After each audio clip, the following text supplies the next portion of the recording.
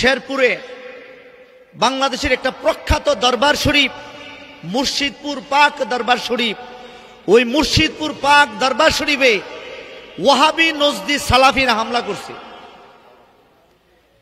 খাজা এনায়েতপুরের সিলসিলা সুন্নি দরবার সব আমাদের প্রাণের স্পন্দন। ওই দরবার শরীফে হামলা করছে তো করছে, ওই দরবার শরীফে কোনো দান বক্স নাই, কোনো শিরক হয় না, বেদাত হয় না। দরবার শরীফের ভক্তবৃন্দ যারা আছে তারা সবাই নামাজি, 5 ওয়াক্ত নামাজ পড়ে। দোষ হচ্ছে কি?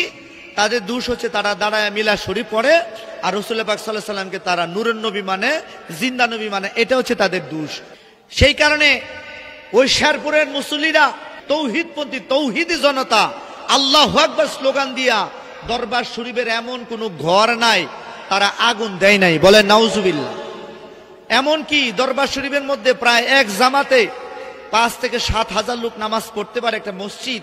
ওই মসজিদে কার্পেট সহ মাইক ট্যাগ ফ্যান যা আছে সবগুলির মধ্যে আগুন ধরাই দিছে। যারা এই কাজ করছে আমরা এই যশোর উত্তরপাড়া, শিবপুর, নরসিংদী, আজকের এই যশোর গাবতলী বাসস্ট্যান্ড জামে মসজিদ থেকে আমরা তীব্র নিন্দা এবং প্রতিবাদ জানাচ্ছি, ঠিক কিনা? যারা এই সমস্ত কাজ করছে এদের বিচার হওয়ার দরকার। আমরা বাংলার জমিনে তাদের বিচার চাই, চাই কি চাই না? যারা আল্লাহর ওলির দরবারে হামলা করছে তোমরা মনে কইরো না আল্লাহ তোমরা সাইরা দিব।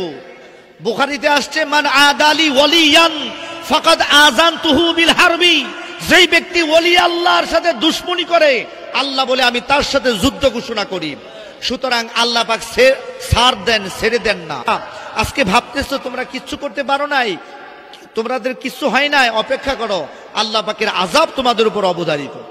এই বাংলাদেশের সাম্প্রতিক সম্প্রীতি আমরা আগেও চেয়েছি, এখনো চাই। আমাদের বাংলাদেশে হিন্দু, মুসলিম, বৌদ্ধ, খ্রিস্টান, কামার, কুমা, সারাল, সুরাল সবাই বসবাস করে, সবার ধর্ম নিয়ে চলাফেরা করছি, কারোর সাথে কারোর সংঘাত নাই।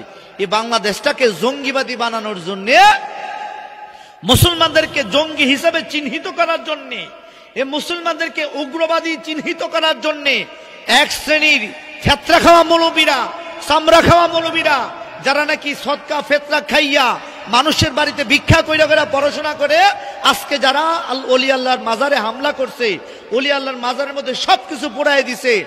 এই কারণে আজকের এই মসজিদ থেকে, আমাদের নরসিংদী ডিস্ট্রিক্ট থেকে, শিবপুর থানা থেকে, এই যশোর গাবতলী বাসস্ট্যান্ড জামে মসজিদ থেকে আমরা দায়িত্বহীনভাবে প্রতিবাদ জানাচ্ছি, নিন্দা জানাচ্ছি এবং দোষীদের আমরা দৃষ্টান্তমূলক শাস্তি কামনা করছি। আপনারা কথা বলেন, ঠিক কিনা?